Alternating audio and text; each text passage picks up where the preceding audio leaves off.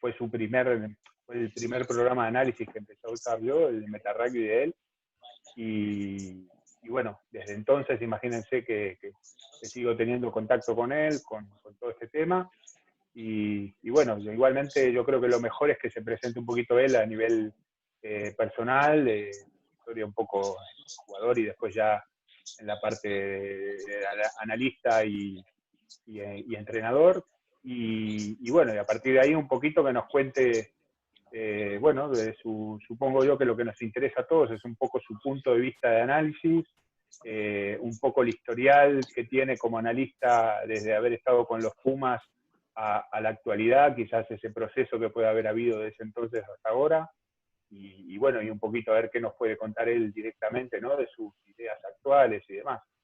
Así que, Billy, si te parece, más o menos, hacerte una intro rápida tuya para que el que no te conozca más o menos sepa algo, y a partir de ahí arrancamos para donde vos digas. Nosotros estamos Bien. para escucharte. Bien, buenísimo.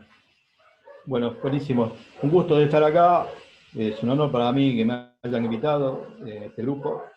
Hay mucha gente conocida. Está Cristian del Castillo también, hace muchos años que no te veía, pero hace frío que veo en Rosario, ¿no? Está fresco. Bueno. Bueno, y muchos me saludaron recién por el grupo de WhatsApp también. Bueno, y a los que no los conozco los voy a agendar, no hay sin ningún problema. Siempre me gustó estar con el contacto de la gente de rugby. Yo empecé a jugar al rugby a los 14 años, vamos a hacer una cosa muy rápida. Pasé por varios clubes, muchos clubes, vivía en Avellaneda, empecé con clubes en Avellaneda, Manuel Dorrego, Regata de Avellaneda, clubes que fueron cerrando paulatinamente el rugby por cuestiones de que no teníamos gente y todo lo demás. Estamos hablando en el año, cuando tenía 14 años, 15 años, o sea, estamos hablando del 69, muchos años atrás. Después jugué un año en Pueyrredón con algunos amigos que hice de la noche, que me llevaron a jugar a Puey, y después volví para Loma, donde estaban la mayor parte de mis amigos que habían empezado a jugar conmigo en Avellaneda, y después terminé jugando en Pucará, muchos años, al cual reconozco como mi club, porque fueron los más años que estuve de rugby, lo fueron ahí, y bueno, entré en la primera en el 98, 99 y 2003, 2004. En el 2005 no hice nada, fue un año sabático que me tomé, tenía la cabeza quemada y tenía que darle mucha bola a mi negocio, porque mi socio, si no, me iba a matar, porque todo hasta ahí fue siempre ad honorem. Y bueno, en el intervalo ese me vino a ver la gente de Don Bosco, que quería que les diera una mano, fui, les gustó, bueno, al año siguiente fui contratado por Don Bosco y ahí empecé, digamos, sobre la vereda profesional a trabajar en el rugby como head coach. Ahí estuve 3 temporadas con ellos, trabajando también con la parte de infantiles. Después me fui de Don Bosco me fui a San Cirano. Estuve 2 años en San Cirano. Y justo fue el año posterior a su descenso, San Cirano. Después fui yo y terminamos trabajando con el staff del Huevo. Un personaje importante en San Cirano. Volvimos al ascenso, ascendimos, o sea, volvimos a la categoría. Yo me fui después a Bransen, ahí estuve 5 temporadas, ascendimos, descendimos, ascendimos, descendimos. Tuvimos ahí unos 5 años laburando con juveniles y plantel superior, las dos cosas. Y después pasé a Lanús, de Lanús a 2 años en Lanús, 1 año en Hebraica, y este año, bueno, que fueron nada más que mitad de año en Las Cañas por la situación que hay hoy en día acá. Con el tema de los Pumas, trabajé desde toda la etapa de Marcelo Lofreda, desde el año 99, y en el 2000 empecé con toda la parte de análisis de juego, que eso es otro tema aparte, hasta el 2000, hasta el Mundial después de Australia. En el Mundial de Australia, después del Mundial de Australia ya lo contrata a la UAR, a Les Cosworth, y junto con, ¿cómo se llama? Con Nicolás Vaz de Dios, se encargan de toda la parte de análisis de juego. Y yo quedo nada más que a cargo junto con Miguel Hernández de todo lo que es la parte de estadística. ¿Sí? Estadística en cancha, acompañaba al staff a los partidos locales. Y bueno, y hacíamos un poco también estudio de rivales. Eso fue hasta en el año que salen terceros. Yo no viajo, me quedo acá, le mandaba las reseñas de lo que veía desde acá, por video y todo demás, pero ese año me contrata, como me quedé, me contrata la gente de ESPN para trabajar con un programita que tenían que se llamaba Tercer Tiempo, que era después del Mundial, que se veían las cosas, y bueno, y ahí yo les pasaba imágenes y algunos datos estadísticos de los partidos. Y bueno, después todo lo que hice ahí trabajé también con la gente de la URBA, en los seleccionados de URBA. Estuve como head coach en 3 temporadas, en la etapa en los seleccionados de desarrollo. Desarrollo acá es de segunda para abajo. Y después de analista de video con la gente de la URBA, con el equipo superior, ¿sí? Con el mayor. Y bueno, eso es más o menos la reseña total, ¿sí? Tengo una empresa de desarrollo de sistemas, lo cual me permitió desarrollar en su comienzo el MetaRugby. En la realidad, todo nace en el año 99, que hacemos una gira a Sudáfrica, un número de entrenadores importantes desde acá, de Buenos Aires, y también del interior, gente de Rosario también fue.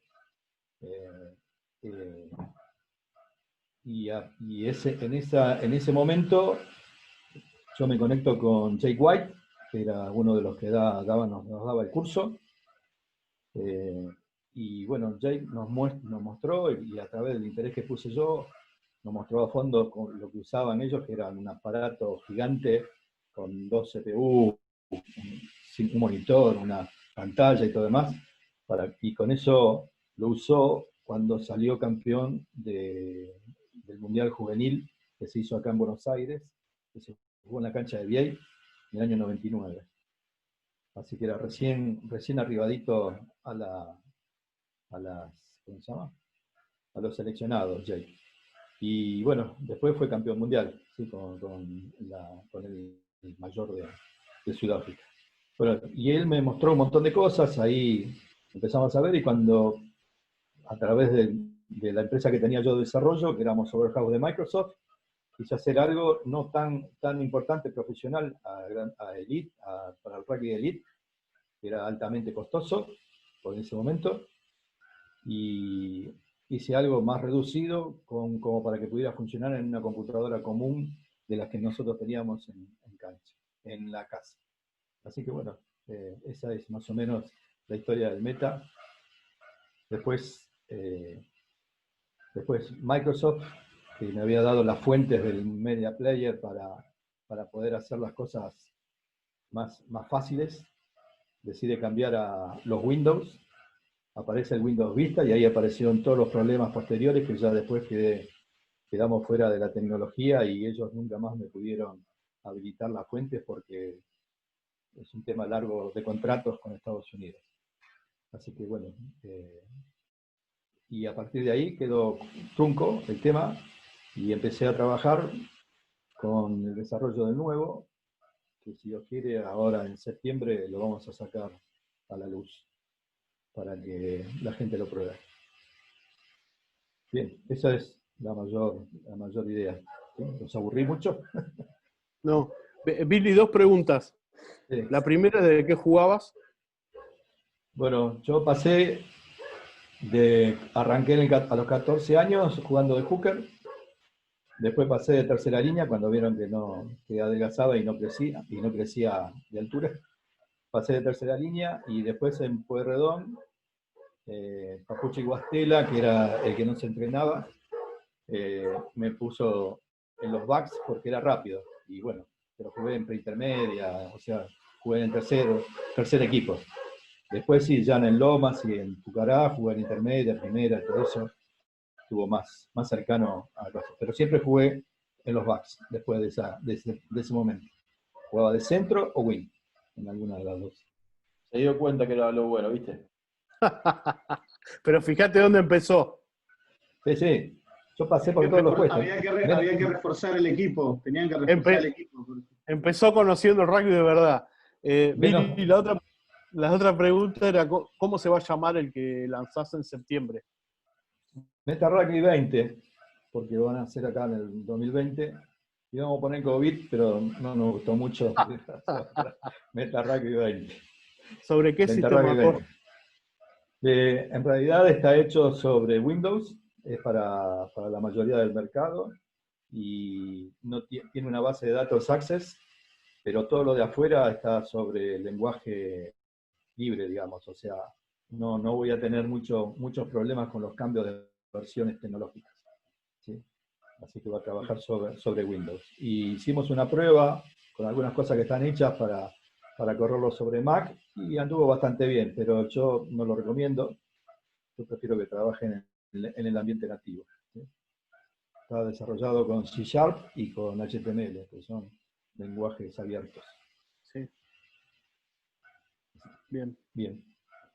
Bien, cuando quieran, arrancamos con... Yo hice un pequeño PowerPoint, que en realidad seguramente que ustedes que son analistas hay muchas cosas que ya conocen, pero para que sea un disparador de preguntas, simplemente creo que va a estar ahí a tono a las necesidades, ¿sí? Así que no sé si tengo habilitado para compartir pantalla.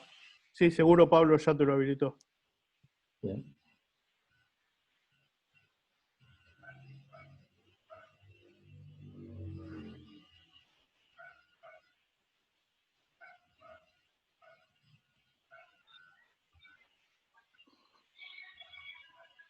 Díganme ustedes cuando sí se ve.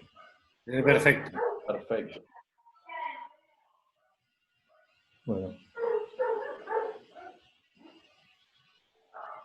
Yo por el momento voy a mirar para el costado porque los tengo a ustedes acá en el costado porque si no me tapa la presentación, ¿sí? Bueno, vamos a arrancar como arrancaba en su momento las charlas de análisis de juego, donde daba una definición de lo que era el análisis.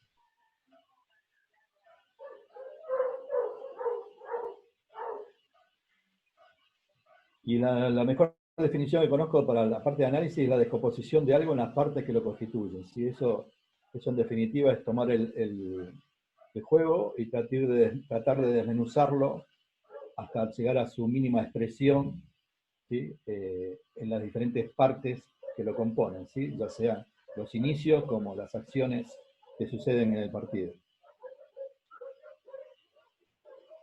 La evolución de la función del analista. En un principio siempre se denominó analista de juego a todo, y en realidad después surgió una apertura de la función, que es un analista de video y un analista de juego.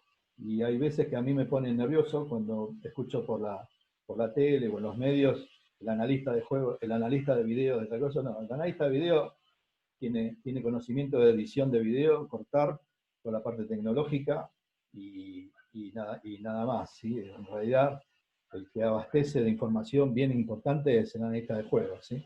Es muy importante que el que hace análisis el análisis de video también sepa del juego, ¿sí? O esté también involucrado en el juego. Por lo menos eso es mi experiencia en eso, ¿sí? Yo hice software para hockey, en su momento para fútbol, pero era nada más transmitir las necesidades, pero por ahí no le podía transmitir nada a ninguno de los entrenadores al respecto, por desconocimiento del juego, por eso mismo. El analista, si bien es parte del staff, él debe actuar como un gran ojo y brindar información al resto del staff. Es decir, siempre voy a hablar de análisis de juego, ¿eh? Es decir, al head coach y a los diferentes encargados de defensa, de scrum, line, kicks. Si esto, en la medida que subamos en los niveles de elite, ¿no? Yo normalmente siempre apunto a que las cosas funcionen lo más rápido posible o tengan la mayor funcionalidad para los equipos que por ahí no tienen un gran staff de entrenadores, pero sí tienen las mismas problemáticas que tiene el juego de Elite, ¿sí? Lo que pasa es que por ahí en el Elite tenemos mucha más gente trabajando en el staff. Si en algún momento me quieren interrumpir, me interrumpe el Leo, ¿eh? No tengo problema. Aparte me gusta más que sea interactiva. También una de las cosas que son importantes es definir prioridades y objetivos antes de cada análisis, ¿sí?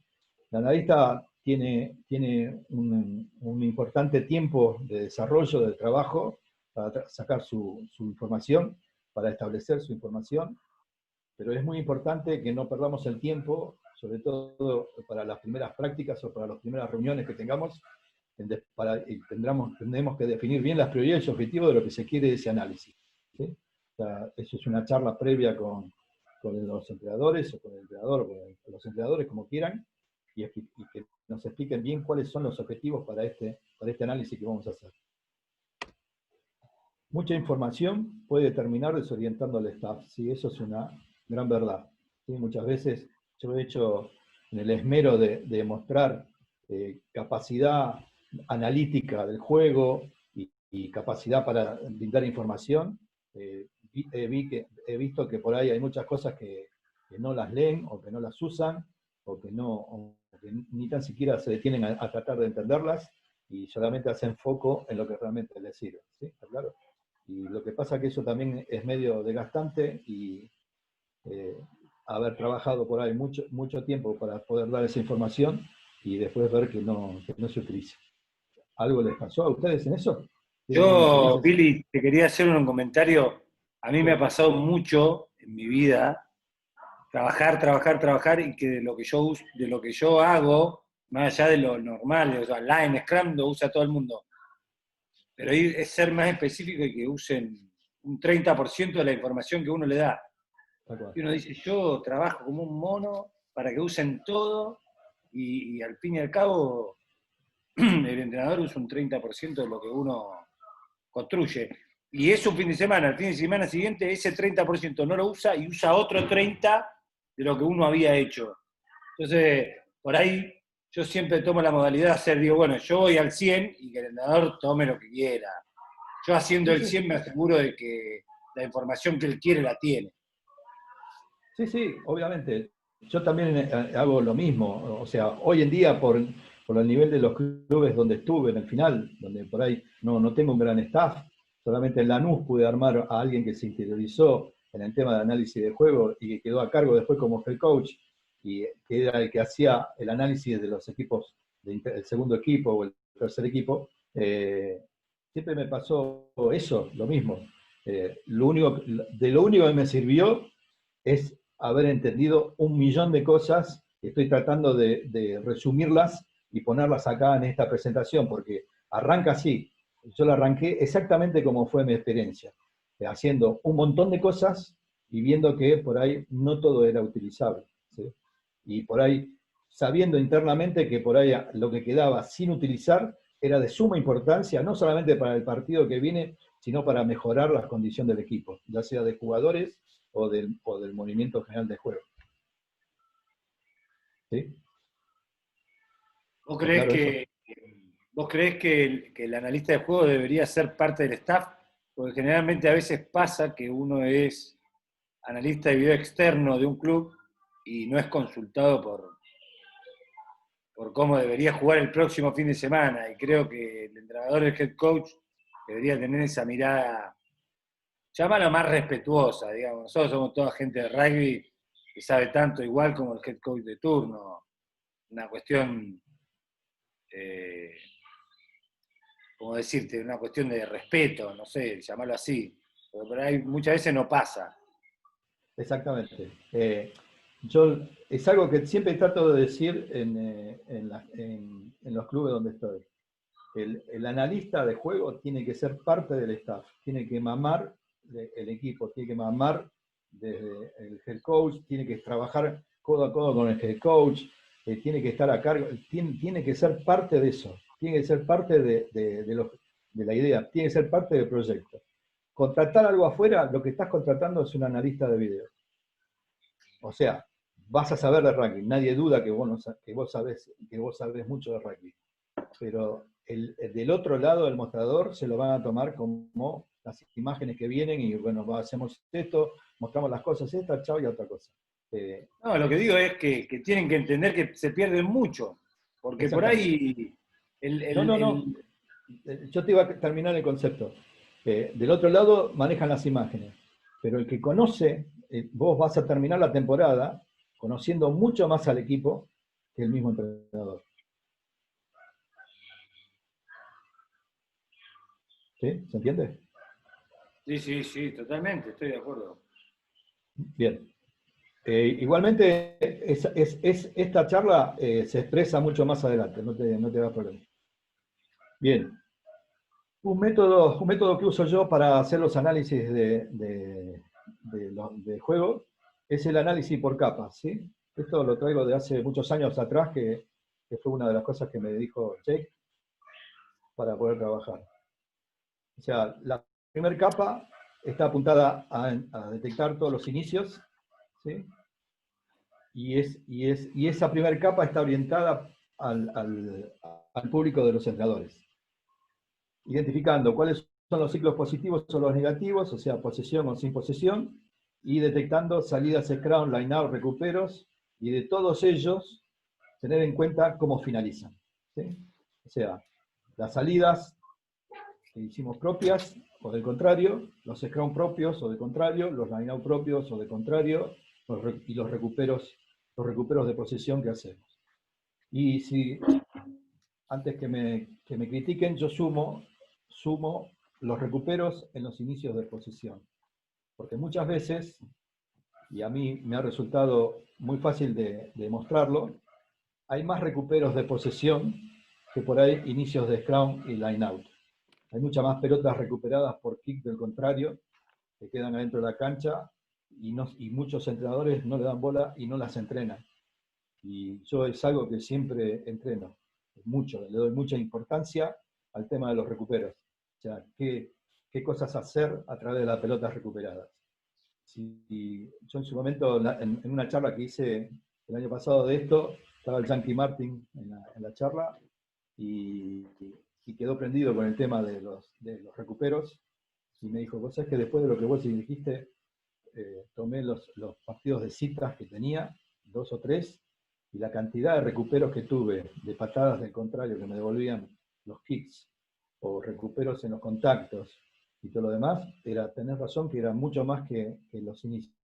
Y bueno, y es así, y muchas veces no lo tenemos en cuenta, el tema de los recuperos. Por eso lo sumo en el tema de los inicios. Lo podemos definir como contraataque, Billy. Sí, exactamente.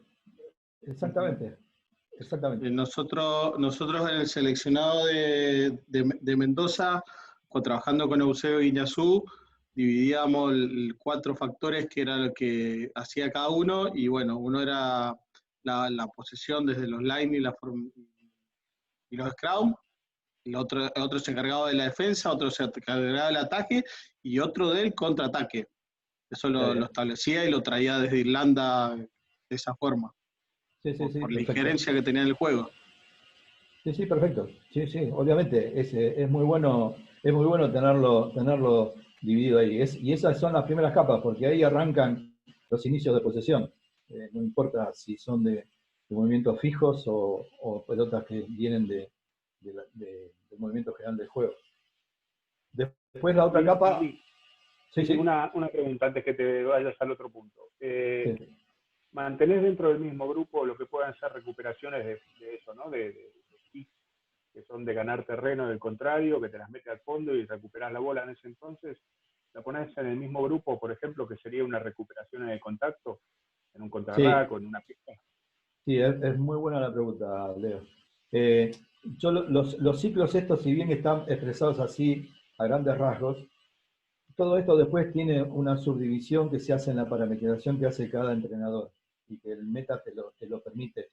O sea, tener identificado que son salidas de mitad de cancha, salidas de 22, recibida o producida por nosotros, scrums, en qué sector, en qué lugar y todo lo demás, en qué sector de la cancha, en qué área, en qué canal, cómo siguió el juego después de eso, el line-out, si es un line-out de 5, de 6, de 7, completo, o es un line rápido. O sea, todas esas cosas, después es muy importante en el final del análisis poder tener desagregado todo eso, ¿sí? Por eso volvemos a la definición, es arrancar de lo mayor a descomponer todo hasta tener la mínima parte que ya no más se puede más dividir. ¿Se entiende más o menos? ¿Contesté tu pregunta? Sí, Bien. Sí, y los recuperos también, los que son de recepción de kick de contrario, que puede ser una, en el contacto, en el contrarrack, o sea, tipificarlas. ¿Sí? Cuanto mayor información tengas tipificado el inicio, o sea, la subdivisión del inicio, más claro y más contundente va a ser el análisis final. Bien, en la segunda capa, apuntar a ver y a detectar todo lo que hace a la estrategia y táctica, ¿sí? La estrategia, yo ahí lo puse, pero supongo que ya todos los que están acá tienen sus conocimientos, es lo global que generamos para jugar en el partido, y la táctica lo que van a hacer es las partes, o sea, cómo se compone, qué función tiene cada uno. ¿Sí? Lo global, la estrategia es en forma global, y vamos a jugar penetrante, o vamos a tratar de jugar lo mayor tiempo desplegado, y para llevar ese juego desplegado, cuáles son las partes, o sea, la táctica, cuáles son las funciones de los grupos y los componentes que van a llevar la posibilidad de que tengamos un juego desplegado o penetrante, como quieran. También es una de las capas orientadas a los entrenadores, o sea que esto teóricamente debería ser mostrado en esto, pero es una de también de las cosas importantes para hacerlas cuando analizamos un rival. ¿Sí?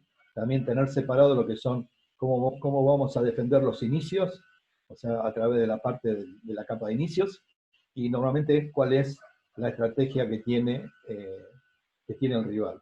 En el momento cuando analicé que venía Francia acá a Argentina y lo íbamos a recibir con unos partidos importantes que el Tano quería tener, analicé todos los partidos de Francia en 5 naciones en esa época, y habíamos detectado que del line-out de derecha siempre iban al centro de la cancha, y de la nave de izquierda normalmente daban una puntada con los line, desde el line, y bueno, eso fue una tendencia que realmente cuando vinieron acá lo hicieron así.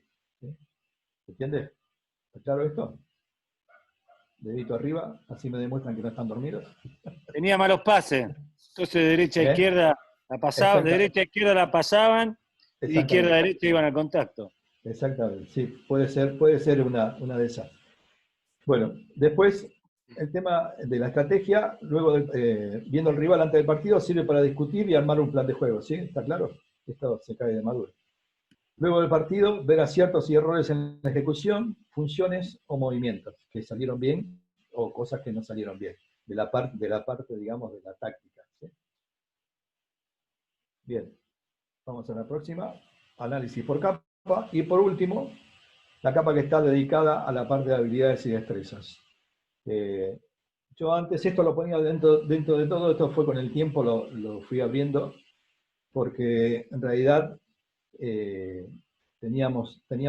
fui incorporando un bloque de habilidades y destrezas a los entrenamientos que partían de las cosas que veíamos o relevábamos en cancha, ya sea a través de estadísticas o a través de imágenes, ¿sí? Y acá están los pases, los kicks, los tackles, juego en el contacto, pérdida de posición, los recuperos de posición, infracciones, carrera, juego aéreo, toma de decisión y distancia recorrida. Esto apunta al jugador. O sea, tratar de identificar todos estos puntos de análisis con los jugadores, en qué circunstancias participan y cómo lo hacen, en qué grado de efecto lo hacen. O sea, esto es muy simple, yo lo parto como malo, regular y bueno, nada más. O sea, si venimos bien con los pases, fulano de tal viene bien con sus pases, tiene pocos pases incorrectos y muchos pases bien hechos, va dentro del casillero de bueno. ¿Sí? ¿Se entiende? Entonces acá lo que va a tener, amén de todo, es poder hacer una rectificación, la planificación de las habilidades y destrezas en el lapso que tengamos de entrenamiento de la semana, y una información importante para los jugadores, de qué cosas tienen que mejorar. ¿Sí? ¿Está claro? Sí, Billy, ¿cómo evaluás desde el análisis la toma de decisiones y la distancia recorrida si es que no tenés GPS? Sí. La distancia recorrida es con GPS, nada más. Eso es algo que siempre por ahí, yo lo agregué porque siempre me lo piden como una cosa que tiene que estar apuntando al jugador, pero en realidad es más por el tema, se encarga más de la preparación, el preparador físico, que nosotros en la parte de análisis. La toma de decisión, hay un rubro que es lo que viene después, para que lo veamos. Y si te quedan dudas ahí, lo volvemos a charlar. ¿Sí? Perfecto, gracias. Analizar, bueno, esto es un poco lo que dije, analizar haciendo foco en las habilidades y destrezas nos dará un valioso aporte para la planificación de entrenamiento.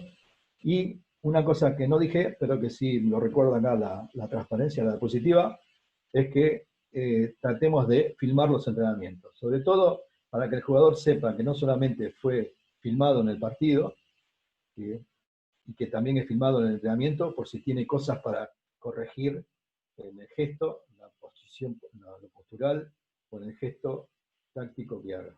¿Sí? El gesto técnico, perdón, que haga. Aclaración sobre el análisis de la toma de decisión, esto es lo tuyo. De todas las cosas que bajamos de la WAR y de la World Rugby, cuando llegamos al rubro de toma de decisión, como entrenar la toma de decisión, surge un montón de ítems, ¿sí?, desplegados, y entre ellos está la visión y la percepción, casi juntos, casi a la par. Y realmente, hablando con gente que se dedica a la visión en el deporte, me lo hicieron separar y generar una gran diferencia entre eso. Porque la visión es lo que vemos todos. Yo a ustedes los estoy mirando y veo un cuadro general con sus imágenes. Algunos se mueven, otros no, unos se masajean la cara, otros ven las cosas, pero cuando veo... Gacela come, Gacela come a full. ¿Cómo? Gacela come a full. No para de comer. No para de comer Gacela. Sí, no lo había visto, perdón. Bueno, entonces, eso es la visión. Pero otra cosa es lo que percibo y lo que yo comprendo a través de lo que vea. Por eso hay esta imagen que siempre la pongo en todas las cosas, inclusive cuando hablo con los entrenadores o con los jugadores. Es eso, ¿sí? Los dos pintores están viendo el mismo huevo, pero uno lo percibe de una manera a través de lo que conoce, ¿sí? Y el otro a través de su técnica y su idea o su gusto o sus cosas, lo está transformando y lo está plasmando de otra manera. ¿Sí? Lo cual hay una gran verdad que dice que la percepción es lo que comprendemos de lo que vemos, y en el partido especialmente estará afectada por las emociones. Ese es un concepto que me lo hizo agregar uno que me ayudó una vez a trabajar, que hace a todo lo que es el análisis mental y el entrenamiento mental, porque yo puedo tener muy buenas decisiones en el entrenamiento, porque estoy trabajando contra mis compañeros, que los conozco, y todo un montón de cosas, y otra cosa pasa cuando lo hago en el partido contra alguien que no conozco, o voy ganando, o voy perdiendo, ¿sí? O hay lluvia, o me pasó algo, o estoy de mal humor, o estoy amonestado y entro ya condicionado por la amonestación que tengo, ¿sí? ¿Se entiende? Entonces las emociones para la toma de decisión son determinantes, ¿sí? Entonces, tengamos mucho cuidado cuando hacemos análisis de la toma de decisión. Nosotros, sentados atrás de la compu, montándolo en cámara lenta y todo lo demás, tenemos una percepción diferente que la que tuvo el jugador en ese instante, ¿sí? Pero no solamente lo que pasó en ese instante de lo que se ve en el video, sino de cómo viene el jugador a través del partido. ¿Se entiende? ¿Sí, Mauricio? ¿Está bien? Sí, a eso iba mi pregunta. ¿Cómo haces vos en el momento del análisis para analizar la toma de decisiones de un jugador? Me parece que es imposible, precisamente por todos esos condimentos que tiene la toma de decisiones. Sí. A eso iba mi pregunta. Por ahí, Sí. no sé, pensándolo desde lo que vos pusiste, diría, separo ese video y después le pregunto a ver qué vio, por qué decidió de esa manera. Pero desde el análisis cualitativo y cuantitativo de un análisis, me parece que es imposible analizar la toma de decisiones. Exactamente. Tenés razón. Lo que hago es eso. Separo las imágenes que son para mí toma de decisión, las paso por el filtro de los entrenadores, ¿sí? Porque por ahí ese jugador es un tipo decisor dentro de la cancha y ya viene a los tumbos con la toma de decisión. Entonces, para que ellos tengan y se encarguen ellos de trabajarlo. Y si soy yo el que tiene que mostrarle, lo bajo y eso es una entrega personalizada hacia el jugador para poder mostrarle las cosas y que siempre entienda que es en favor de mejorar su condición. Ese es el tema. Bien. Volumen de juego. Volumen de juego está determinado por detectar los inicios, el scrum, el line, de las cosas como lo pusimos anterior, la continuación del juego después de esos inicios, canales y sectores desde dónde venimos y a dónde vamos, cantidad de fases que hacemos dentro de ese ciclo de posesión, o sea, ciclo positivo, cantidad total de pases por fase, separada por fase, y cantidad total de pases en el ciclo, y cómo finaliza ese ciclo. Todo esto va a jugar en el cálculo de volumen de juego. ¿Sí? Después también se puede sacar volumen de juego sobre los ciclos negativos, detectando también los inicios, canales y sectores de donde vienen, la cantidad de tackles que hacemos en ese aspecto, en ese momento de ese ciclo, la cantidad total de tackles en el ciclo, ¿sí? Y la finalización, cómo termina ese ciclo negativo. Volumen de juego. ¿Cómo se calcula? Muy simple. Lo que hace la posesión, hay que sumar la cantidad total de pases y dividir por el total de los ciclos. Eso nos va a dar el volumen de juego total del partido, ¿sí? ¿Entiendes? Veo, si hice alrededor de 110 pases en el partido y tuve 80 ciclos de posesión, me va a dar un número que es el coeficiente sobre el cual estoy manejando el volumen de juego. Acá hay muchas variables, ¿sí? Porque si yo tengo un scrum, juega al 8, se levanta, corre de mitad de cancha y hace un try abajo los palos, no hubo pase, pero el ciclo positivo finalizó con un tanto. O sea que simplemente es un hecho estadístico y nada más, pero nos va a dar muy poco tema, muy poca visión del partido, ¿sí? Es lo mismo que con los tackles, ¿sí? Si tengo 200 tackles metidos en el partido y en el último movimiento el medio scrum erra el tackle y nos hacen un try y terminamos perdiendo el partido, no va. Pero en el ciclo general de lo que busca el entrenador o de lo que yo busco como entrenador, a mí me vale ese número porque lo tomo en consideración cuando son partidos muy calientes, de hacha y tiza. O sea, que no estoy jugando con alguien de mi nivel o superior a mi nivel. ¿Sí? ¿Se entiende más o menos? Sí. Billy, una preguntita al respecto y que me ha ocurrido, me ha pasado. ¿No has probado, y es más, en algún momento tuve por verlo dentro de la facultad en estadísticas, sacar a los que menos, las posiciones o los ciclos, como llamás vos, que menor cantidad de pases tienen o menor cantidad de tackle, dentro de ese promedio para sacar una base de volumen, en este caso de juego? Te lo traslado de esta forma. Me pasa cuando por ahí vemos la cantidad de racks que ocurre en un determinado partido y los últimos 5 minutos se la pasaron haciendo pick and go.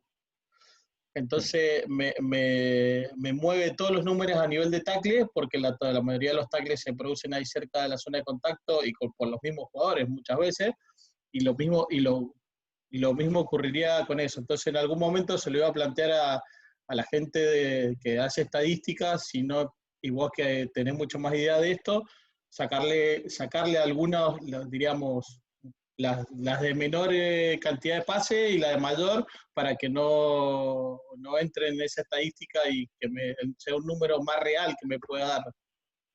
Sí, sí, es válido el comentario, es así, estoy de acuerdo, se pueden quitar, siempre por eso empecé la charla diciendo de que esto hay que buscar cuáles son los objetivos, cuáles son las prioridades para poder ver y analizar las cosas y entregar una información acorde a lo que se necesita. ¿Sí? Yo te cuento una experiencia en el partido de que los Pumas juegan contra Francia, en el debut en el Mundial, que salieron con medalla de bronce. Yo laburaba para ESPN y en las estadísticas que le mando, ni bien termina el partido, lo que me había dado el meta era que Roncero había hecho 7 tackles. ¿Sí? Y el tipo, el productor me llama y me dice, ¿estás seguro de lo que están diciendo de Roncero y 17 tackles? Después de que más tacleó los Pumas. Y sí, digo, le pasé los minutos y segundos del video donde iban a tener las acciones, las levantaron y realmente estaban así. Eran así. ¿Por qué? Porque Francia jugó muy pegado a las formaciones. Lo que vos decís está claro. Sí, obviamente. Era el que había cambiado más que cualquier otro. Pero el tema, a ver, lo que estoy tratando de hacerte entender, o de que todo el mundo se quede con esta imagen. Una cosa es lo frío de los números y otra cosa es la evaluación que queremos hacer subjetiva por el lado del entrenador. Una cosa es el análisis objetivo y cuantitativo, y otra cosa es lo subjetivo que queremos ver. ¿Sí? ¿Está claro? ¿Estás de acuerdo, Pablo? Sí. Lo que pasa es que, bueno, también a mí se me planteaba como problema y cómo solucionarlo. Porque a veces me pasaba eso, que contaba, hice un análisis estadístico sobre todo el top 8 del 2016 y cantábamos cantidad de pases, cantidad de rack, y a veces te encontrabas con situaciones de juego que eran anormales y te movía la estadística muchísimo. Sí, sí. Entonces, bueno, Sí, sí. siempre me quedó cómo solucionarlo, porque la verdad que en el informe general que queríamos hacer me parece que se nos complicaba. Entonces, Sí, de ahí sí, era de tu experiencia. totalmente de acuerdo. Por eso te digo, es importante saber qué es lo que buscamos a partir de esto, o sea,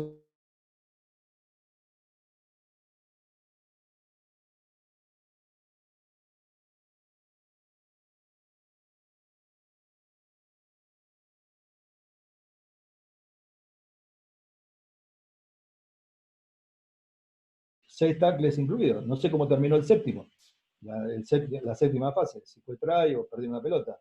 Lo importante es ver eso, que en el séptimo perdieron una pelota.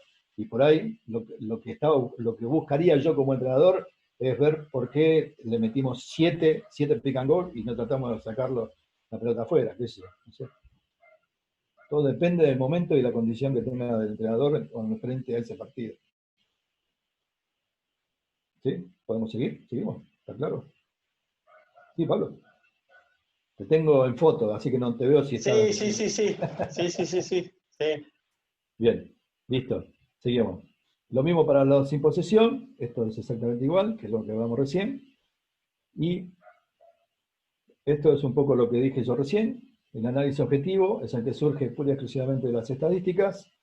Y el análisis subjetivo lo dará el staff de entrenadores en base a su experiencia y conocimiento sobre el juego y el equipo y de lo que quiere de ese partido o de ese análisis.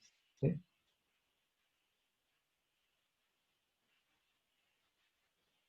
Una de las cosas que también quiero que les quede claro es que hoy hicimos hincapié con Pablo sobre el final de las estadísticas al final del partido.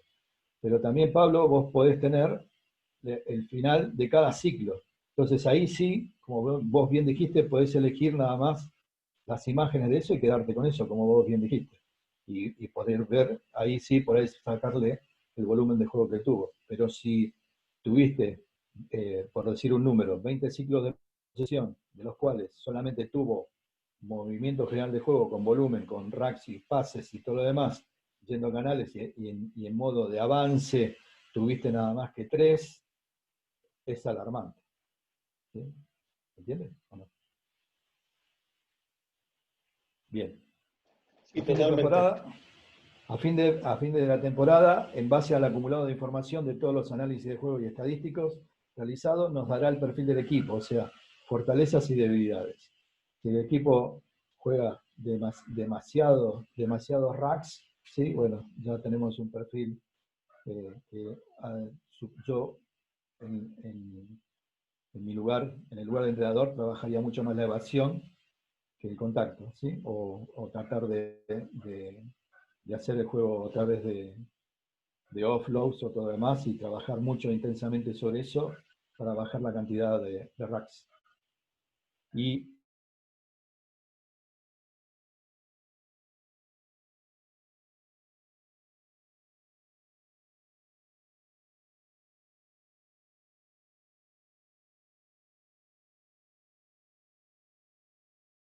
tackles que hizo en la temporada y poder sacar un promedio de cada uno de ellos por partido, lo cual para el entrenador de la próxima temporada es una información más que valiosa. Recomendaciones generales. Esto no está dentro de la charla, pero simplemente cosas que por ahí me fueron surgiendo a través de los años, y es definir claramente cuál será nuestro rol en la temporada, ¿sí?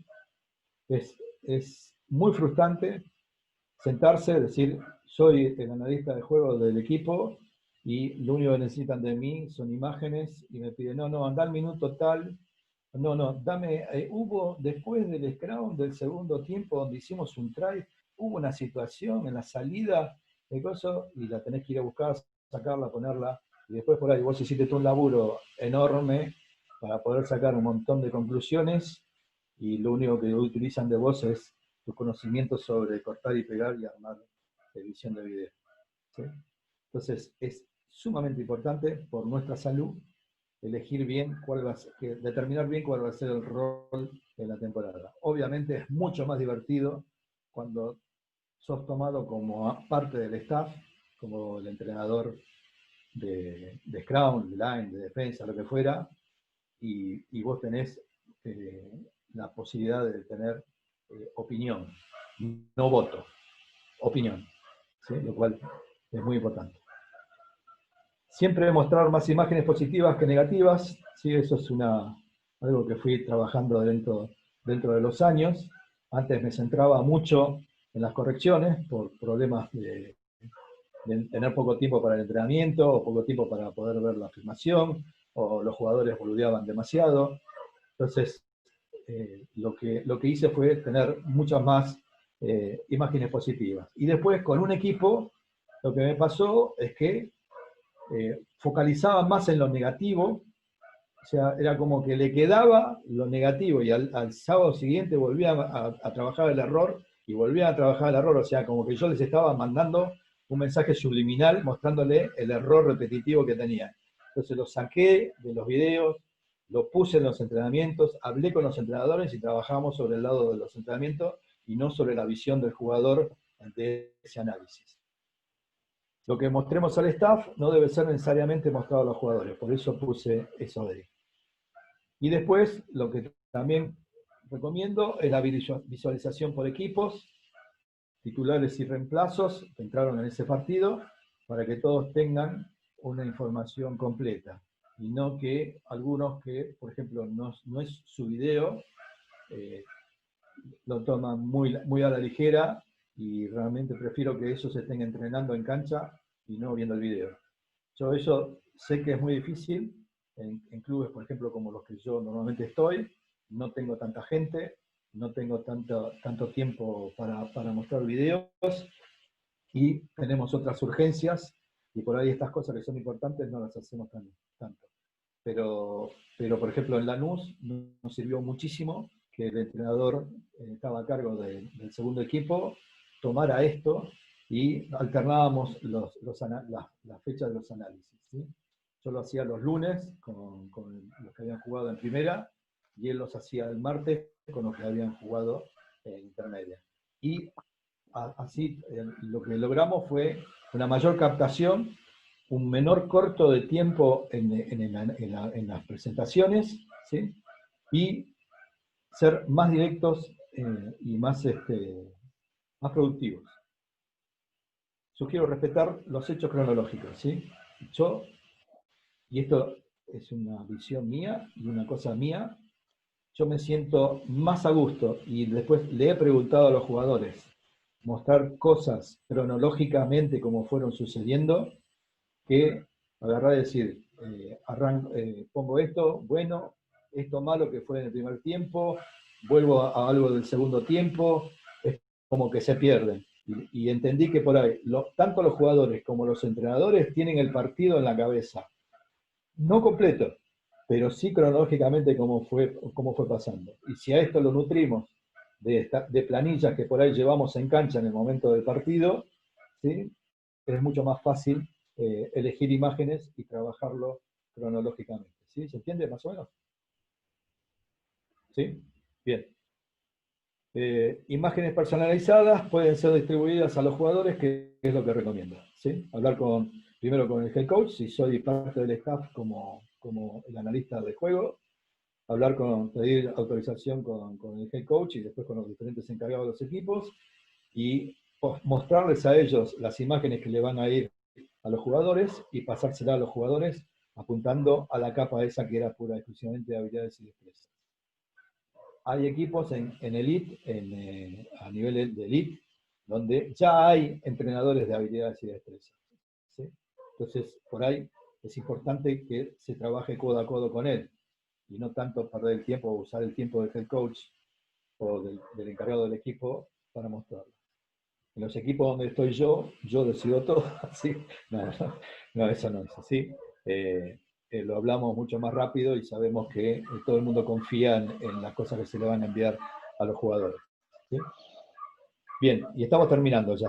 Así que, para cerrar, les dejo esas frases, que yo las saqué hace muchos años, cuando todavía hacía toda la parte con caseteras y VHS, y haciendo clic, etiquetando los videos.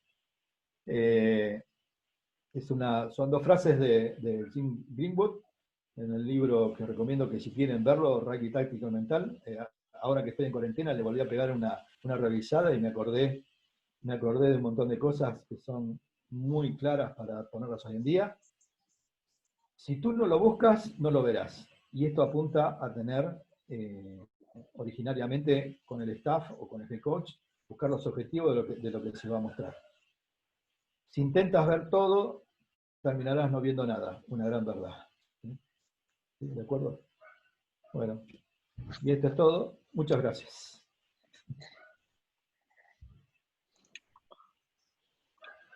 ¿Te devuelvo el escritorio?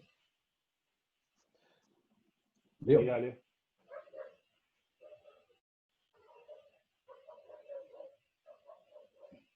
Ahí va. Bien. Bueno, Billy, muchas gracias por la exposición. Arrancamos. Juanchito, estás muy callado. Vos sos de preguntar mucho. ¿Qué te pasa? Tengo un quilombo acá en casa que el nene está a los gritos, que me pelea con mi mujer, entonces no es fácil abrir el micrófono. Está bien. No importa. Yo acá tengo el barrio, hay más perros que gente. Y a esta hora salen a pasear, los dueños sacan a pasear los perros, que no sé por qué, pero tienen casa con fondo y todo, pero los sacan a pasear, y vivo con los ladridos de los perros todo el tiempo. Así que te entiendo, Juan. Yo tengo una pregunta. Buenas tardes. Sí. ¿Cómo te va, Ramiro? Mucho gusto.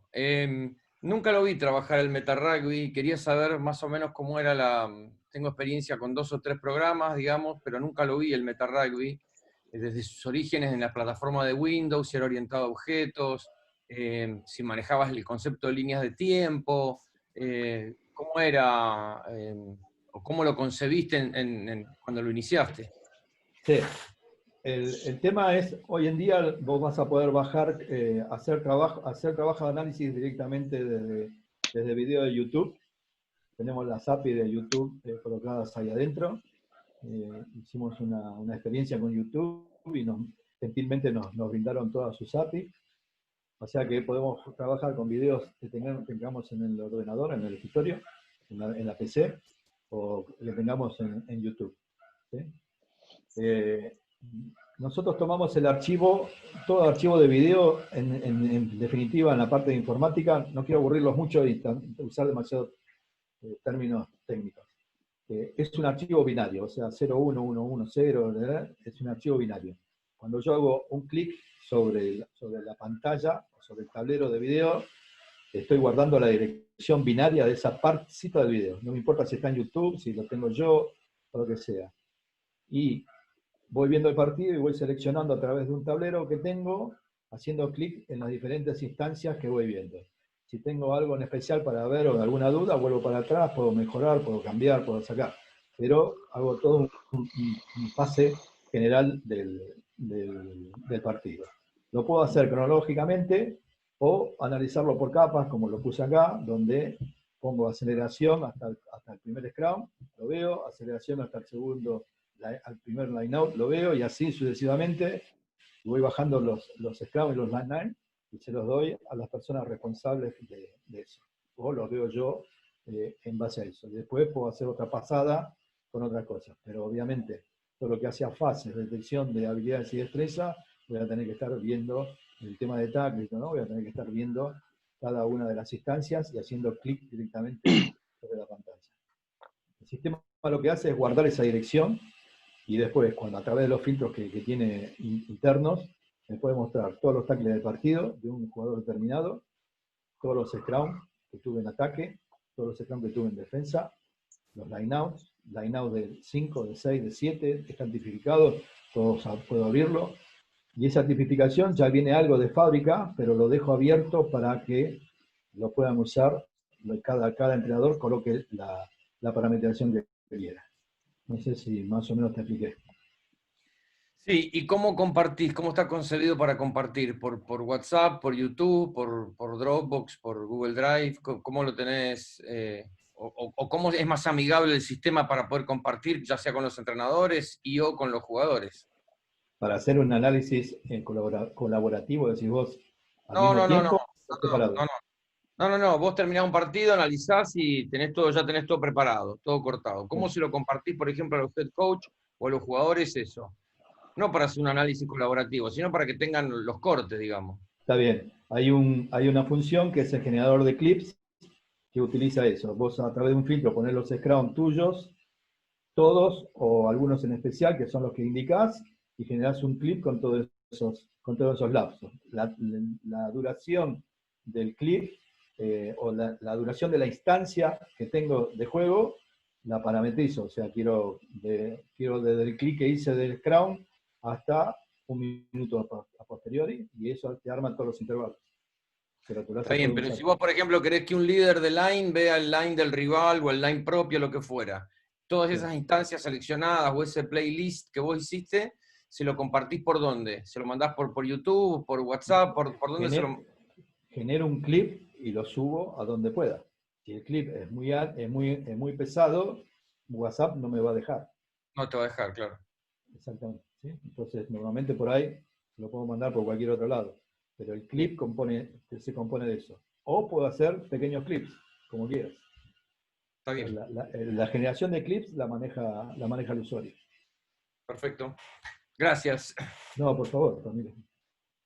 Hablando de WhatsApp, ahí aprovecho. Estaría bueno que empecemos a usar Telegram, que comparte los videos, tiene mejor, ¿cómo se llama? Se pueden ver mejor los videos, comparte más peso y podés ir para atrás, avanzar, retroceder muy amigablemente con el WhatsApp.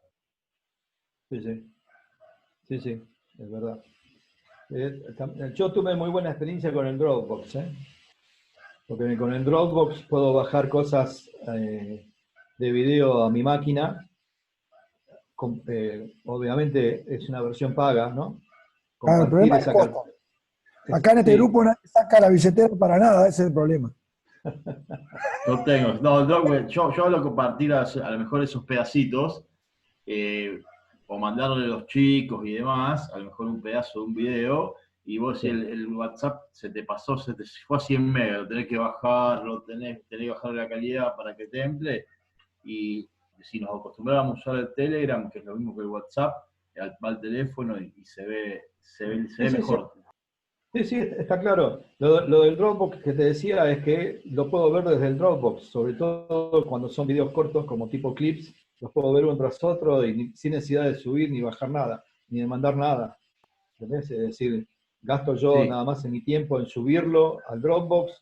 El Dropbox puede estar armado en carpetas de Crown, Line, Recupero, todo lo demás, y ir mandando las cosas ahí dentro, o análisis del partido tal, o análisis del partido tal, y separarlo en carpeta. Eso después, ahí la carpeta las armás como armás vos la organización en tu máquina, de las imágenes. Las podés dejar ahí y algunos podrán entrar a ver algunas cosas propias y otros no.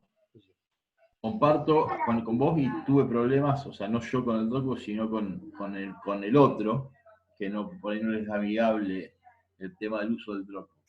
Vamos con la grieta, loco, volvamos a la grieta. Vamos con Google Drive.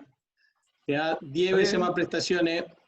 No, sí, yo también lo uso, ¿eh? Yo también uso el Google Drive. Pero lo que pasa es que no hay mucha gente, no sé por qué, será por un tema. Yo conozco más gente que maneja bien el Dropbox que el Google Drive. Pero el Google Drive, más con los chicos, yo al Google Drive lo que bajo muchas veces son imágenes para los jugadores.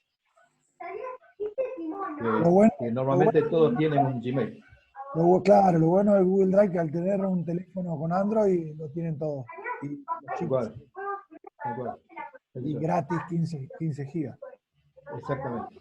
Exactamente. Bien, ahí Billy, dos cosas. El programa tuyo lo vas a sacar para la venta, lo vas a... ¿Cómo es? Un poco más, contanos esto. Sí, hoy está en una beta que la estamos probando 2 o 3 entrenadores. Y supongo que saldrá ya de producción, va a salir para septiembre, un poco, por ahí, y bueno, y va a salir a la venta. La idea es comercializarlo con 2 cosas, alquiler o compra, como quieran. La idea es alquilarlo por la temporada, o en forma mensual, y después el que quiere comprarlo lo compra. Bien, y otra pregunta al respecto. Recién dijiste que estás trabajando con la gente de YouTube, que ahí al trabajar con YouTube te acercás a Google Drive porque es toda la suite de Google. Desde el programa puedes directamente subir a YouTube, a tu canal. ¿Subir qué? ¿Las instancias que tengo? Dentro de lo que yo entendí, vos vas a poder trabajar con YouTube sin bajar el partido desde YouTube, diríamos. Me imagino que harás una secuencia, algo en falso, diríamos, con el programa nuevo que estás haciendo.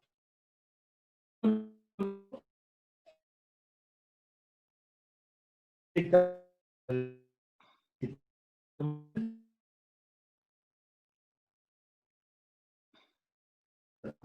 perdimos, Billy, no te escuchamos. Te perdimos, Billy.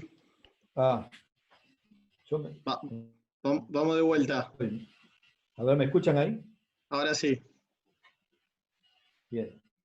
Lo que te decía es que de YouTube, si en el momento que empiezo en el tablero a marcar las instancias, estoy conectado a través de Internet con YouTube y manejo desde las API los avances, retroceso, cámara lenta y todo lo demás que salen a través de las API de YouTube, ¿sí? Para las cosas que son YouTube. Y para los videos que son de algo local, o sea que lo tengo en mi máquina, lo levanto normalmente con mi explorador y lo manejo a través de la aplicación de MetaRugby, de avance, retroceso, cámara lenta que tiene. ¿Entiendes? Sí, ¿Ahí sí. Escuchó? Pero si te explico. Cuando yo estoy instanciando las cosas, o sea, estoy haciendo clic sobre las instancias, no estoy armando videos. Estoy trabajando siempre con el video nativo. Lo que tengo guardado es la dirección binaria de ese archivo de video. y el nombre de dónde está. Si estoy trabajando lo de YouTube, me va a dar la dirección de URL que tiene el video de YouTube. Si estoy trabajando con un video local, a mi máquina, me va a dar la dirección del explorador de mi máquina en forma local, de la carpeta donde está el video. ¿Entiendes? Entonces, de cada instancia, guardo el tiempo en que yo hice el clic. O sea, te explico. Si yo al minuto tengo un Scrum, que tiro yo y hago clic en la tecla Scrum, por ejemplo, me guarda la referencia binaria de ese momento del archivo de video. Y ya me pone de dónde está ubicado el video. Cuando yo lo vuelvo a ver y vea las instancias de Scrum, de todos los Scrum, me va a parar en el minuto 1 y es el primer video que me va a mostrar de Scrum. Pero a partir de ahí puedo ver el partido hasta el final del partido, porque siempre estoy accediendo al mismo video. No es que yo armé un clip de video, como hace la mayoría. Sí, te entiendo. Yo lo que pensaba era por ahí que hay algunos programas que vos cuando terminás, por ejemplo, de renderizar, te lo sube directamente a YouTube si querés. Por ejemplo, de FreeMaker, Filmora, que son dos de los que trabajo, te permiten, te dan la posibilidad de subir directamente a tu canal las cosas. Sí. Entonces, a lo mejor por ahí también está bueno incorporarlo si estás trabajando con la gente de YouTube.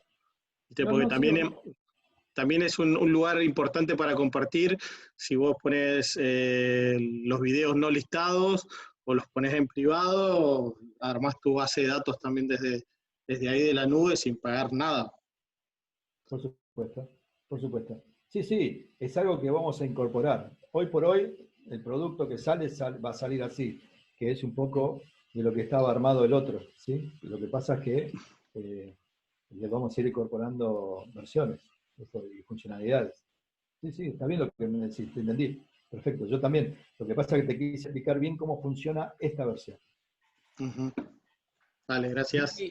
¿Y trabajaste con otros programas, aparte del MetaRugby, trabajaste con otros programas, ya que tenés un currículum vital extraordinario, con otros programas, otros sistemas, otras interfaces? ¿Viste otras cosas? No, yo tengo una máquina que está en la caja fuerte, guardada, ignífuga, en una caja fuerte ignífuga, donde tiene el Windows XP. No, tiene el Windows viejo, está toda armada para eso. Y los videos los bajo ahí, los analizo ahí, y después paso las cosas a otra máquina más rápida y los subo a YouTube. Pero sigo trabajando con eso, desde esa época, con el mismo programa. Conozco Longo, que a mí me parece muy bueno. Es más, cuando me piden alguna recomendación, siempre les digo, el GameBreaker y el Longo, para mí, la única diferencia es el nivel de costo y si tenés una Mac o tenés algo en Windows. Bueno, ok, muchas gracias. Bien. Billy, ¿no has probado ahí con un emulador para hacerlo en una máquina rápida y emular el Windows Vista? ¿Cuál es el que...? Sí. Trabajaba hice en su momento, el de la terminal, me sale el nombre ahora, una de Oracle, una terminal virtual.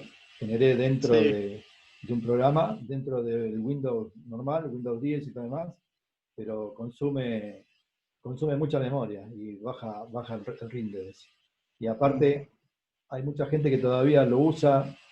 Hay mucha gente que me pidió migrarlo en su momento, y yo lo que le dije, que como ya habían comprado una máquina, les hice lo de la máquina virtual, pero también le baja mucho el rinde. Hay muchas cosas que hay que parametrizar, ¿sí? Para el que sabe, es fácil. O sea, hay que compartir USBs, hay que compartir carpetas, donde va a estar el video. Es un tema. ¿Sí? Bien. Juancito, Sí, bueno, tu momento. mi momento no.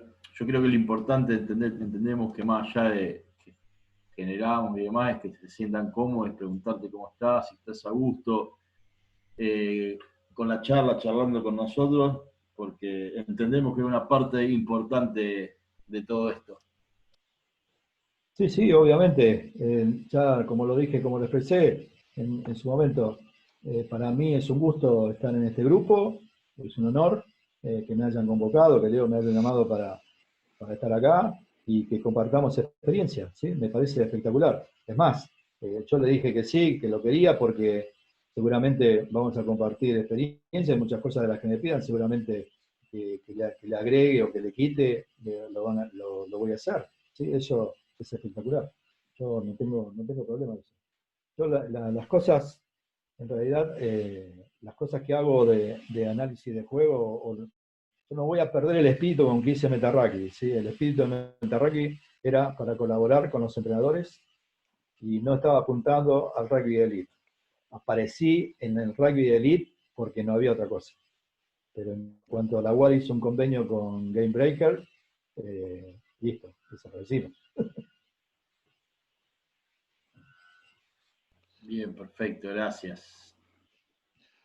Bueno, tengo el Leito. No sé si estaba ahí por preguntar algo. No, yo le iba a decir a Viri, bueno, no sé si había alguna cosa, por ejemplo, alguna historia interesante con el Tano que haya vivido en lo que era esa etapa, ¿no?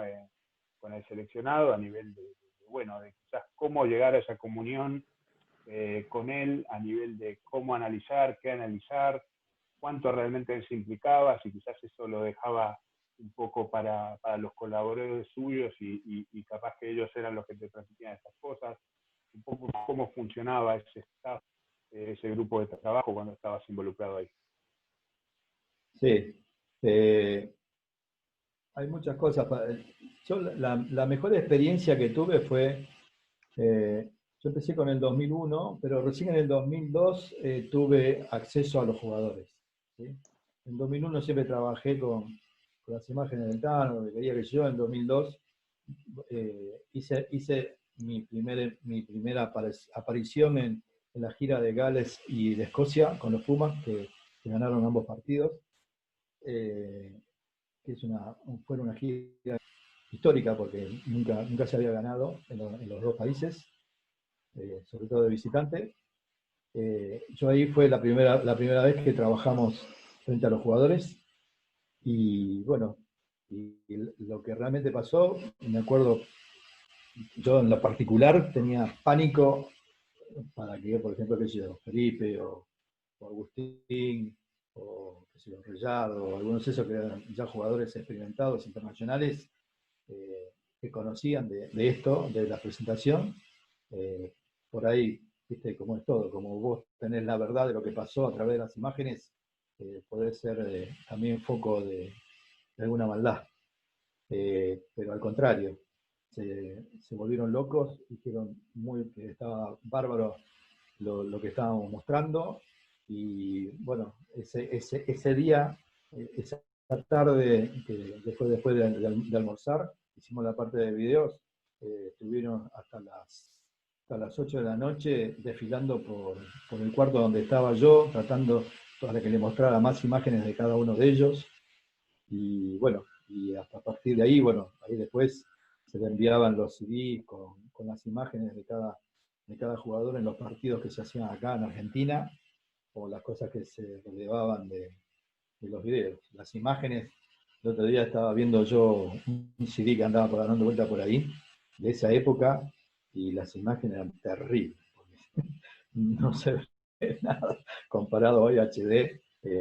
Era el viejo VHS grabado desde la transmisión de ESPN, que tampoco era buena porque no tenía cámaras digitales, y se veía todo nublado, pero para la época, es más, atrás de eso salimos de la presentación y me llaman de la recepción del hotel, y que quería del diario Olé, querían hacerme una entrevista por el tema de la cosa, que porque Agustín había dicho que habían inaugurado todo el tema del MetaRugby con ellos, y bueno, hicieron toda una nota, yo no podía creer, pero bueno, así que el temor, siempre lo cuento, pero de estas anécdotas se las cuento a los entrenadores, porque siempre por ahí el entrenador tiene resquemor de que uno como analista le muestre cosas a los jugadores, porque cree que va a ganar, va a perder terreno.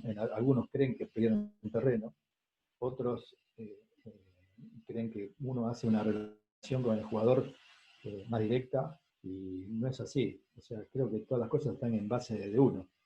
El head coach, que se considera head coach, como lo fue el Tano Lofreda y como lo sigo respetando como lo es ahora, es un tipo que nos dejó libertad y se apoyó siempre mucho en todo. En las estadísticas que hacía Miguel Hernández, que era del SIC, que la hacía a través de la voz, con un grabador que después las pasaba en la casa y las confrontábamos con las mías. Siempre fue para él una información fundamental, y siempre nos dio lugar en el staff de eso. Es más, cuando fue contratado Les Cosworth y Miguel Hernández, yo seguí con ellos trabajando, no estaba dentro del staff, pero sí tenía acceso a los partidos, iba a las canchas, iba a la cancha a Vélez, a donde fuera, donde se jugara con los Pumas, y la información se seguía trabajando exactamente igual. Toda esa práctica hasta inclusive el Mundial donde ellos hacen la medalla de bronce, toda esa etapa fue toda de honores. Fue un trabajo hecho a pulmón, todo de honores. No hubo nada de profesionalismo. Sí hubo profesionalismo en la forma de trabajar. Qué distinto habrá sido el tema de mostrar y compartirlo hoy por hoy. Lo puede hacer de cualquier lado del mundo con internet, velocidad, y en una hora tenés todo. En ese momento habrá sido, hay que grabar un CD para cada jugador, pasarlo, etcétera, etcétera. Sí, tal cual. Yo, por eso el programa de Scrum, si ustedes se acuerdan, salía una hora más tarde, porque era el tiempo que por ahí yo me quedaba a mí para hacer las partes que tenía que hacer para mandárselas a ellos. Y a ellos le mandaba una parte que era en papel, por email, con los tiempos, y en la otra estaba reducido un poco el tema de las imágenes. En realidad los análisis y estadísticas se las enviaba por email al Tano y al staff de los Pumas vía email. Mandaba como 5 mails, porque había estadística de todo tipo. Pero más allá de eso, después, o sea, ellos para recibirlo debían llegar a un hotel, conectarse a internet. Hoy por hoy es automático. Olvídate. Y mirá, en su momento, yo cuando fui a la gira de Gales y Escocia, yo previendo esas cosas, y aparte, bueno, viniendo de acá, de Argentina, sabiendo que por ahí iba a un club y no tenían pantalla, no tenían dónde proyectar, tenían solo una pared en blanco y todo lo demás, me llevé en el viaje todo, no llevé un proyector porque me aseguraron que iban a tener, pero llevé todas las cosas de acá, las llevé todas de acá. El conversor, la filmación que me la daban en VHS, después lo tenía que digitalizar. Por ahí andan todavía las placas dando vuelta, las guardo en el museo. Sí, terrible.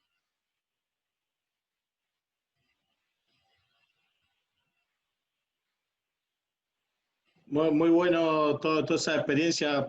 Vos sabés que tuvimos, Billy, con unas charlas con Beluga, hemos tenido una con Ramiro Pena de Jaguares, y hoy sufren algunas cosas que vos también has sufrido, pero con otro nivel, diríamos, de cosas, y que nos ha pasado a nosotros. Hoy puteamos porque se nos colgó una tarjetita, o porque se nos colgó la máquina, o porque la internet no es buena, y que renderizar un partido tardó 1 hora. Y en esa época, cuando hacía VHS, de haber sido mucha paciencia.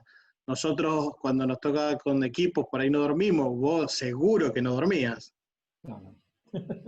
Mario Barandarian contó que iban con 2 videocaseteras. En una pasaban el partido y en la otra iban grabando lo que querían mostrar a los jugadores. Sí, tal cual. tal cual eso, sí. Es más, Mario en su momento hace una Mario en su momento vamos a Inglaterra, con los que jugaban los Pumas también, y nosotros nos llevan a un seminario, nos invitan a un seminario de la gente de Rugger, un poco a hablar de análisis de juego y la palabra de habilidades y destrezas, y compró una notebook y la llevó al viaje, ¿viste? Y se la robaron en el hotel. Se quería matar, y yo me quería matar. Sí, sí, la había instalado todo, vamos a hacer algo juntos, y bueno, al final después pasamos todo a mi máquina, así que bueno, salimos adelante. Sí, una anécdota graciosa, en las primeras versiones que hice de MetaRugby, pasar de imagen a imagen, ¿sí? Siempre tardaba un poco, no había un next, digamos, y tenía que entrar en un combo, elegir la pack y todo demás, y Reyardo, Nacho Fernández Lobe, Longo, toda la mesa de los que jugaban a las cartas, que era una mesa bastante importante y picante, hacían, chistaban, como diciendo, ¿será posible eso? Sí, eso. Y eso me torturaban la cabeza haciendo eso, hasta que en la próxima presentación que hicimos, había ya una tecla Next programada que era mucho más rápido y aplaudían. Bien, que se todo eso. Bueno, eso era lo que se generaba, eso es lo que se generó con estos monstruos, ¿no? O sea, hoy en día de hoy me los cruzo por ahí en algunos congresos y ver que se acuerden y reconozcan esa época, a mí me causa mucha satisfacción. Es más, si no hubiera hecho eso, creo que jamás hubiera podido pisar los Pumas, el staff de los Pumas. ¿Sí? Yo en esa época venía de entrenar juveniles, tenía mucha experiencia. Desde el año 83 que entrenaba las juveniles de Bucará, ¿sí? Paulatinamente, 15, 16, 17, muchos años 19 de Bucará, y bueno, 98, 99 fue mi pase a primera, que entrené a primera. Y justo coincidió con esto, ¿sí? con el ingreso al tema de los seleccionados. Con eso hay una anécdota no muy buena, donde en la UAR preguntaban quién era yo, qué experiencia tenía en seleccionados como para estar haciendo análisis de juego con ellos. Pero bueno, son las cosas que muchas veces pasa, que la gente no entiende, que por ahí que no haya sido un excelente jugador no quiere decir que no seas un buen entrenador. No sé si coinciden con eso. Comparto. Ni hablar de ese tema. Es una Bueno, creo que que está la pregunta es al revés. ¿Cuántos buenos jugadores al final han sido buenos entrenadores? Creo que ahí terminamos antes. Completamente. Bien. Bueno, muy bien, muchachos. Una alegría estar acá. Si hay más preguntas, nos hablamos. Muchas gracias, Billy. Muchas gracias. Te voy a pedir una pregunta, a ver si es posible, si nos puedes compartir la presentación ahí en el grupo, esa que Sí. te pasaste hoy. Sí, yo se las bajo. Muchísimas gracias. Y bueno, después de lo otro quedamos al habla, ¿sí? Por ahí vamos a ver cómo salimos un poco económicamente de esta cuarentena económica, porque yo tengo a mí la de cuarentena de salud, yo no sé ustedes, pero yo estoy funcionando con un solo pulmón, porque un pulmón lo puedo seguir haciendo a través de mi laburo en informática, ¿sí? Yo tengo un sistema de gestión de clubes que lo sigo trabajando con el grupo de desarrollo que tengo. Pero por otro lado, toda la parte de rugby, la contratación y la cancha, el laburo en cancha, es mi otro pulmón de vida, ¿sí? Digamos. Y hoy, hasta el día de hoy, desde marzo, estoy funcionando con un solo pulmón, como digo, y picando piedra en la cárcel. Así que bueno, vamos a ver cómo salimos de ahí y vemos la posibilidad de que por ahí lo prueben y tengan la posibilidad de probarlo y sacarle jugo, críticas y todo lo demás. Perfecto. Muchas gracias, Billy. Bueno, y bienvenido. Y gracias, Leo. Nos vemos. Muy bueno. Listo, Leo. Muchas gracias, un millón de gracias. Yo, gracias a vos, Billy, por estar con nosotros. Agradezco todo y ya les paso la presentación.